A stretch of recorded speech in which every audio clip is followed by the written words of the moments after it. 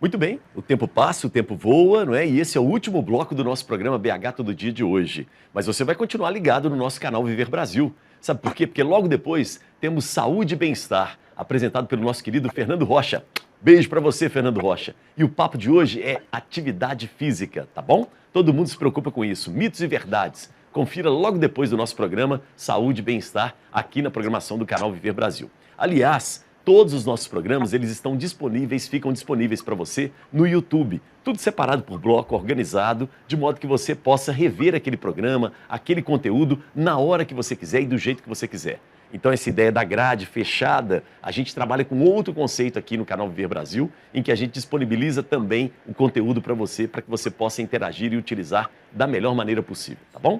E agora eu volto para o meu trono, maestro, para continuar o nosso bate-papo aqui, que realmente está bem quente, não é?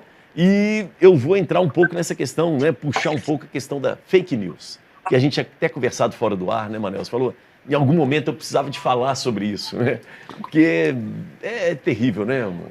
A internet, as redes sociais, elas mudaram completamente a história do que a gente chama de imprensa, né? A imprensa tradicional, no sentido de jornais impressos, já não existem mais. Os grupos que eram mais fortes continuam se mantendo, produzindo jornalismo, né? Nas redes e pela internet, né? Caso de UOL, Estadão, o Globo, mas o jornalismo impresso, infelizmente, não dá mais para a gente acreditar nele. Contando histórias. Aqui em Belo Horizonte, por exemplo, no começo da década de 1960, nós chegamos a ter 7 ou 8 jornais circulando diariamente. Diariamente? Diariamente. Puxa vida. Inclusive com uma competição entre eles. Sim. Né? No tempo que eu trabalhei na sucursal do Estadão, a sucursal do Estadão, nós chegamos a ter 9 jornalistas na sucursal. A sucursal do Globo, do Jornal do Brasil, eram maiores que a do Estadão. Tinham 15, 20 jornalistas. Hoje, nenhum dos três tem mais sucursal. Ou seja, o mercado se estreitou fundamentalmente de uma forma terrível, né? E os jornais locais, que já foram mais recentemente, mais tinha 3 ou 4, hoje nós estamos limitados a 2 jornais que mal circulam. Né? Sim. Então, essa concentração, o Elias, vamos dizer, a fake news sempre existiu, mas nas redes sociais, pela internet, a forma, a rapidez de propagação dela é muito grande. E é importante tocar no ponto que a Ana Paula levantou, que é o da concentração. Você até perguntou, mas a internet não democratizou isso? Por incrível que pareça, democratizou. Todo mundo tem acesso, mas o controle está se estreitando. Vou até a guisa de uma provocação aqui. A grande notícia do dia na área é a compra do Twitter, né, pelo Elon Musk. Agora você imagina se o Elon Musk compra o Twitter, compra o Facebook e vem o Jeff Bezos, né, que é o grande concorrente em dinheiro dele hoje, ele vai lá e compra o Telegram e compra mais uma rede social, os dois controlam o mundo. O mundo, perfeito. Você vai ter, não é, Ana Paula? Você vai ter uma briga de dois multibilho-trilionários controlando os algoritmos e a informação no mundo inteiro. Quer dizer, nós corremos esse risco? Em tese, sim. Se a sociedade não tiver mecanismos de controle, e muitas vezes os mecanismos de controle são confundidos com censura, e às vezes se confundem mesmo. Sim. Mas a sociedade tem que ter mecanismo para controlar isso. Freios e contrapesos. Freios e contrapesos. Isso. Exatamente. Vamos lá, Ana. E aí? A gente consegue fazer isso? A gente tem que tentar. Se a gente não precisa, né? A gente precisa de fazer isso. A gente precisa de encontrar esses pesos e contrapesos, a gente precisa de ter uma forma de compartilhar essa verificação, porque a concentração essa situação que o Manuelzinho descreve, assim, é justamente na contramão do que é a condição ideal para uma imprensa livre, para a possibilidade de ter liberdade de expressão, sabe? É uma coisa que você concentra poder Quando você concentra poder, e o poder de qualquer natureza, né, ele tende à expansão. Então, você tem que ter mecanismos de inibir essa expansão, porque senão você vai ter pessoas dominando outras pessoas. E a melhor forma de você controlar isso é você espalhar esse controle.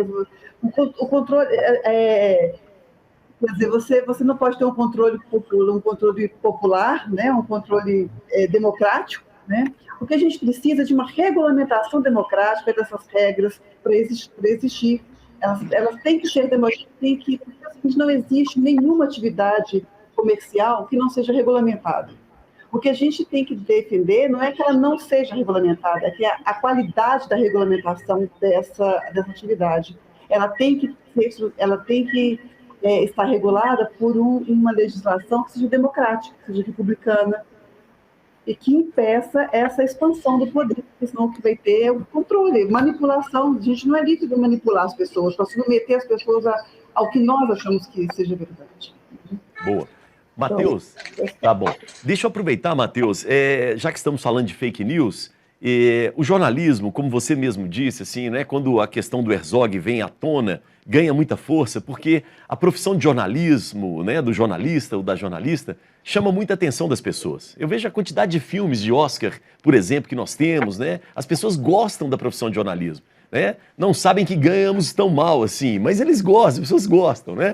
E aí, né, essa questão do fake news, ela é muito importante, mas aí eu queria que você falasse um pouco assim, como se fosse quase que uma dica pra gente, assim, explicasse como é que um jornalista apura a sua matéria. Como é que é isso, né? Checa-se com mais de uma fonte, faz um pequeno manual aqui pra gente rapidamente, né, com a contribuição dos dois convidados, para que as pessoas que estão assistindo não caiam em fake news, assim, falam, olha, poxa, deixa eu, né, tomar cuidado, assim. Acho que fica até uma defesa da profissão, né? Porque nesse momento que a gente vive, né, a era das fake news, aí, a gente precisa, mais do que nunca, do jornalismo. Eu sempre lembro, quando me perguntam, foi criado editorias, hoje em dia tem editorias, né? No momento em que a imprensa estava passando por dificuldade, demitindo jornalistas, né? As redações sendo enxugadas, foi criado editorias para checar fatos, e hoje são editorias que têm em todos os órgãos de imprensa, né? Checagem de fatos, checagem de informação, checagem de informação dada pelas figuras públicas, seja pelo presidente, seja pelo candidato da oposição, Bem lembrado. seja por todos os lados. Isso foi criado uma editoria para que a gente, né, pudesse estar checando ali as informações, e muitas vezes essas checagens são feitas ali em cima do laço, porque às vezes está tendo um debate, alguma coisa assim, agora a gente vai ter uma eleição presidencial, a gente vai passar por isso, vai ter checagem de fato ao vivo, né? E essas editorias cresceram muito e ganharam uma importância muito grande diante do fato de que hoje a gente vive essa mazela das fake news, né? E o jornalismo profissional é cada vez mais importante para isso, não só para essa editoria, mas para todas. Você pediu para eu dizer aqui, hoje mesmo publiquei uma reportagem sobre um escândalo que teve em São Paulo há muitos anos e que amanhã vai ser julgado. Que a Prefeitura de São Paulo passou pelos contratos, né, de empresas que fazem a iluminação da cidade. Era um contrato público-privado, né? E passava por empresas e teve alguns problemas, e amanhã vai ser julgado, né? O que vai acontecer? E eu tive que ligar para diversas fontes, falar com diversas pessoas, né? Falar com os antigos funcionários da prefeitura, ainda nos governos anteriores, né? Um governo começou a licitação, o outro abriu acabou a licitação, o abrir dos envelopes aconteceu já em outra gestão. Tive que conversar com um monte de gente, falei com o Ministério Público, foi a investigação que foi feita na época. Amanhã esse julgamento está previsto no STJ. Então, é um trabalho árduo. Às vezes a gente vai escrever uma reportagem ali de 7, 6 parágrafos, né? E a gente tem que ouvir diversas pessoas. E por isso a importância do jornalista. Muitas vezes a gente está, né, fazendo uma reportagem investigativa, né? E tem que ouvir diversas pessoas. Eu mesmo, aqui em Brasília, consegui uma vez, há muitos anos atrás, o vídeo do ex-governador José Roberto Arruda recebendo propina, né? Um pacote de dinheiro. E eu tive que, durante um ano, ficar atrás desse vídeo, ouvir pelo menos 8 pessoas que tinham visto esse vídeo, para depois eu conseguir o vídeo e ter certeza de que era aquilo exatamente que tinha acontecido, porque o vídeo poderia ter sido adulterado, né? O vídeo poderia não trazer exatamente as informações que as pessoas estavam me passando. Então, é um trabalho árduo, é um trabalho difícil, é uma busca sempre muito trabalhosa, o trabalho do jornalista, da imprensa, e as pessoas têm muito essa coisa, né, de criar essa imagem, né, muito, às vezes, do charme, né, da profissão, que a profissão tem, obviamente tem, mas ela é uma profissão muito difícil, que exige muito trabalho, e às vezes, como o Manuel contou aqui, às vezes ele ficava no fechamento até 11 horas, meia-noite, e é isso que acontece nas redações até hoje no Brasil. Então, é isso, é um trabalho difícil e a gente tem que valorizar esse trabalho nesse dia da liberdade de imprensa, esse Dia Internacional da Liberdade de Imprensa. Em 2009, todo esse trabalho foi questionado e foi, né, derrubado, de certa forma, pelo STF, quando derruba a obrigatoriedade do diploma de jornalismo. A decisão do STF de eliminar, né, a obrigatoriedade do diploma, ela teve um peso grande nisso, né? Embora a gente tenha que reconhecer que em 2009 a gente já percebia, né, que esse mundo profissional, né, o mercado profissional, ele estava mudando e muitos veículos, muitas empresas não perceberam isso.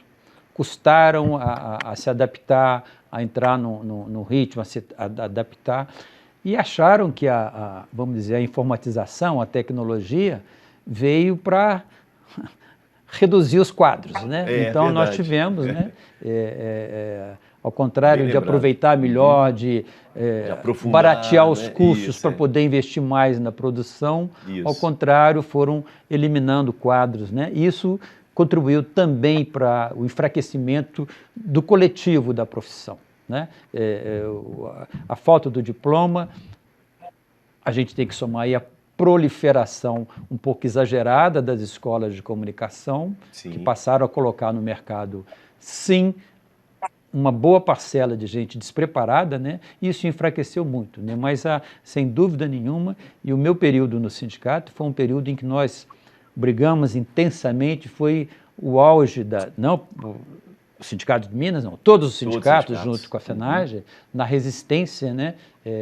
Na resistência pela manutenção do diploma, que é uma exigência que, infelizmente, acho não cabe hoje mais pelo quadro atual, mas uma boa formação profissional é essencial. Mas as empresas mais sérias, né, e os concursos sérios para jornalistas ainda continuam existindo. Vão continuar exigindo, né?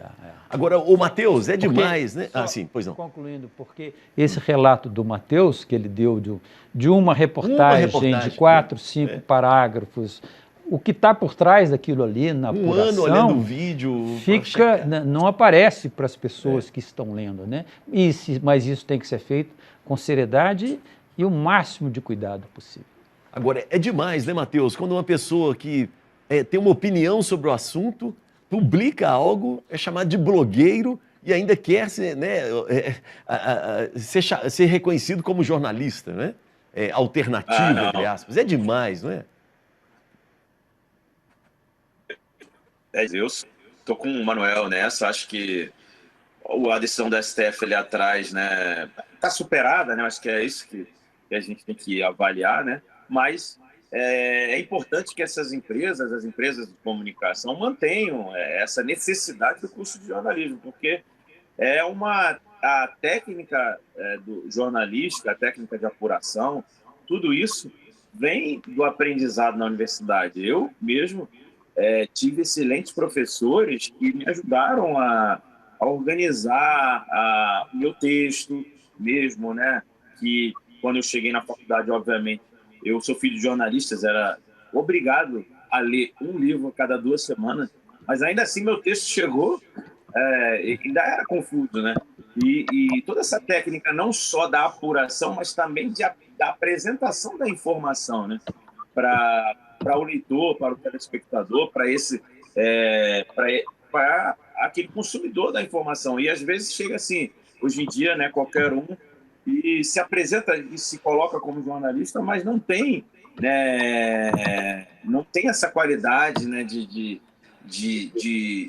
não teve essa qualidade educacional na formação para que fosse um jornalista que realmente trouxesse a informação com qualidade, com precisão, né? Você está falando de fake news, é preciso ser preciso, né, como jornalista. Você não pode, você tem que buscar a sua informação, às vezes atrasar a publicação, atrasar que a informação chegue até o leitor para que ela chegue com a maior precisão possível, e a gente tem que estar sempre em busca disso. Então, eu estou de acordo com você, eu acho que é um pouco demais mesmo a gente ver o que acontece hoje em dia, todo mundo se colocando como jornalista, e não é bem assim, né? Agora, com a palavra, a professora Ana Paola, né, que formou muita gente, que passou por essa crise toda. E aí, o curso de jornalismo, né? Por que ele é tão importante assim, hein, Paola? Oi, Elias. Eu lembro, toda vez que entro nessa discussão, eu vou lembrar do saudoso, a grande referência para a gente, Cláudio Abramo, né? Cláudio Abramo, ele no livro dele, na biografia que ele nos deixou, que é a regra do jogo, ele fala o seguinte: eu nunca fui favorável a um curso de jornalismo, porque o Cláudio Abramo, ele era um autodidata, né? Uhum. E ele não era a favor, ele falou assim, mas, aí ele completava a frase, que a frase não é isso. Eu achava que o jornalismo podia muito bem ser um curso de especialização e pronto, você não precisava de fazer um curso superior para ser jornalista. Mas, isso era muito interessante. Eu estou vendo que tem muito patrão achando a mesma coisa, então eu comunico que eu estou mudando de lado, eu sou a favor do diploma. Então, e é muito interessante, tinha essa consciência de classe muito grande, né? Era uma diferença. Jornalista, dono de jornal, é dono de jornal. Né? E ele defendendo um pouco esse papel do jornalista, né? Dele se valorizar, ele percebe que há uma coisa da desvalorização, o prazo de desvalorização do diploma, há uma desvalorização da própria profissão. E a gente vê essa precarização dos jornalistas na própria redação. O Magalzinho falou, não foi só isso, antes disso as empresas já estavam capengas. E há uma desvalorização da profissão mesmo, uma precarização das condições de trabalho. E eu acho que, essa questão da discussão do diploma, eu acho que ela reforça essa defesa da imprensa livre, da condição de uma imprensa livre, diversa e plural. Para que você possa relacionar a imprensa livre e plural à democracia, não basta ser uma imprensa livre, tem que ser uma imprensa livre e plural. Esse, aliás, é o título do relatório da Comissão Europeia, em 2012, 2013, se não me engano. A defesa de imprensa livre e plural, e diversidade. Por quê, Elias? Porque em alguns países liberais, democráticos, a exigência de diploma ela também é encarada como um empecilho ao acesso da pessoa a uma atividade que está muito relacionada à liberdade de expressão. Quer dizer, a liberdade de imprensa deveria acolher a liberdade das pessoas de falar e de publicar naquele Ana, infelizmente o seu áudio, o áudio está muito ruim, a gente não está conseguindo acompanhar o seu raciocínio. Né? Nós vamos fora do ar, a gente vai acertar direitinho contigo, tá bom? Mas eu queria aproveitar... Alô, Ana? Alô? Bom, eu queria aproveitar, voltar um pouco do Matheus, porque, Matheus, não tem como a gente não notar, né? Estamos na televisão, né? No audiovisual, tem um prêmio ESSO ali atrás, eu queria que você falasse desse diploma aí que está na sua parede, por favor. Não, é o prêmio ESSO, né? É uma pena que acabou, né? É o prêmio mais importante, tradicional da imprensa brasileira, né? E esse eu ganhei na Folha de São Paulo. Eu ganhei 2, um no Correio Brasiliense e esse aqui eu ganhei na Folha de São Paulo. Os 2 foram sobre a ditadura, reportagem sobre a ditadura. Esse daqui eu fiz com o Rubens Valente, meu colega, querido colega de imprensa, e a gente descobriu que que sempre se falou que, inclusive relacionado à ditadura, sempre se falou que os documentos da ditadura haviam sido perdidos, queimados, né, destruídos. E a gente descobriu que havia, na verdade, nos ministérios aqui de Brasília, da esplanada dos ministérios, os arquivos de cada ministério guardavam cópias de telegramas e outras cartas, enfim, entre os órgãos de Estado aqui de Brasília, trazendo informações sobre perseguição na ditadura, sobre censura, a imprensa, inclusive, sobre diversas histórias, enfim, que envolviam, inclusive, desvios na Petrobras durante a ditadura, que se fala muito que não houve corrupção na ditadura, outra fake news da extrema-direita brasileira, né, que fica falando, na verdade, não havia controle, não havia... o Ministério Público veio nascer em 1988, né, na Constituição, e não havia os órgãos de controle, a imprensa estava censurada e havia, na verdade, casos de corrupção. E esses documentos, né, que a gente encontrou nos ministérios comprovaram casos de corrupção na época da ditadura. Então, a gente acabou vencendo esse prêmio, que era uma das categorias, e foi um dia até... Parabéns. Muito feliz, na verdade, para a minha família, porque minha mãe nunca tinha ganhado o prêmio S e acabou ganhando no mesmo dia uma categoria. Eu também. Então, foi quando eu saí, tinha recebido o meu prêmio, né, a minha categoria, eles falaram, Matheus, já é a primeira vez que mãe e filho ganham o prêmio S na mesma edição, que já tinha ganhado mãe numa edição e filho em outra. Então, na mesma edição, então, quer vocês Festa dois aqui família. no palco. E aí foi choradeira, foi emoção, foi Agora, bem legal. Isso. Agora vamos mostrar o livro, que está aí, que é uma outra, né, coisa da família, assim, né? Isso aqui é o Em Nome dos Pais, né? O livro espera que só eu um pouquinho. escrevi. Nós estamos com a foto da família, né? E agora a imagem do livro, a capa do livro, né? Em Nome dos Pais. Pode continuar, Matheus. Esse livro eu escrevi sobre... Porque o Estado nunca me respondeu, né? Nunca respondeu às famílias dos perseguidos da ditadura. Quem foram os torturadores, quem foram aqueles que perpetraram violações de direitos humanos, né, contra seus familiares. Quando se fala da tortura, sempre se fala vítimas de tortura e seus familiares. É sempre muito difícil para os familiares também.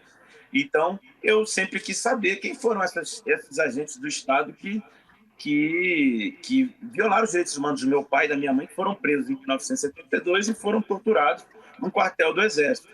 E eu, enfim, fui atrás e o livro acaba revelando, entre outras coisas, mas o livro é um livro grande, mais de 400 páginas, mas revela o nome de 3 dos torturadores dos meus pais, e eu tenho um momento da entrevista com um dos torturadores dos meus pais, que é frente a frente com o torturador, que está no livro, está também no documentário que está na HBO, né? Um documentário, são 4 episódios de 1 hora, também chama Em Nome dos Pais, que está na HBO. Então, é sobre isso. Na verdade, é uma história de amor de um filho pelos pais. Eu na verdade, é a solidariedade, né? É uma forma de eu abraçá-los, eles que passaram por tanta dificuldade naquele período. E minha mãe estava grávida do meu irmão mais velho, então só eu que não passei por essas mazelas da tortura. Minha mãe estava grávida quando foi torturada. E só para registrar, eu sempre falo, gosto de dizer que assim, pessoas comentam muito, e recentemente o filho do presidente, inclusive, fez chacota da tortura que minha mãe sofreu, e as pessoas falam muito, né? Mas minha família, por mais difícil que tenha sido, por mais que tenha sido, meus pais foram profundamente marcados nesse período pela violência da ditadura, mas eles sobreviveram. Reconstruíram a vida de certa forma, ficaram marcados, mas reconstruíram a vida. Inúmeros brasileiros perderam as vidas na ditadura, né? Nós temos desaparecidos políticos até hoje, mais de 400 desaparecidos políticos, sem contar os indígenas, porque houve a morte dos indígenas, que, como eu disse, esse livro Fuzis e as Flechas revela que pelo menos 2.000 indígenas foram mortos. Então, essa coisa da ditadura branda não existe, né? A ditadura brasileira foi extremamente violenta, matou, torturou, censurou a imprensa e inúmeros brasileiros perderam seus entes queridos e não puderam nem sepultar os seus mortos. E isso fica até hoje na vida deles. Tá bom. Olha, gente, chegamos ao final do nosso programa, né? Tá realmente o tempo apertado, mas queria agradecer, Manuelzinho, pela presença. Obrigado, viu, querido? Sempre às ordens, eu que agradeço o convite. Tamo junto. Ana Paola, obrigado pela presença, viu? Um grande abraço para você e sempre aberta aqui para que a gente possa conversar sobre o jornalismo e a comunicação. Obrigado, viu, Ana? Eu que agradeço. Um grande abraço para você e para toda a equipe de produção aí, em especial para a Duda, tá? Tá bom, tamo juntos. Legal demais. Bom, Matheus, muito obrigado. E eu queria, né, em nome do canal, né, do nosso canal Viver Brasil, solidarizar, né, a sua mãe, jornalista, com esses ataques, né, que ela recebeu E queria, né, abraçar vocês também em nome do nosso canal Viver Brasil e conte conosco, tá bom? Grande abraço, querido. Parabéns pela coragem. Prazer, Matheus. Agradeço muito a solidariedade de vocês, é sempre muito importante a solidariedade. Tamo junto. Também, tá parabéns também pela coragem. E agradeço de todos os convidados. Tá bom. E agradeço o convite para estar participando do programa, que foi um programa muito, muito interessante e muito rico. Obrigado pela honra de estar ao lado de você, Elias, do Manuel e da Ana Paula. Tamo juntos. Muito bom. Chegamos ao final do nosso programa. O programa tem suas reprises, vai pro canal também no YouTube. Beijo para quem é de beijo, abraço para quem é de abraço. E eu sobrei.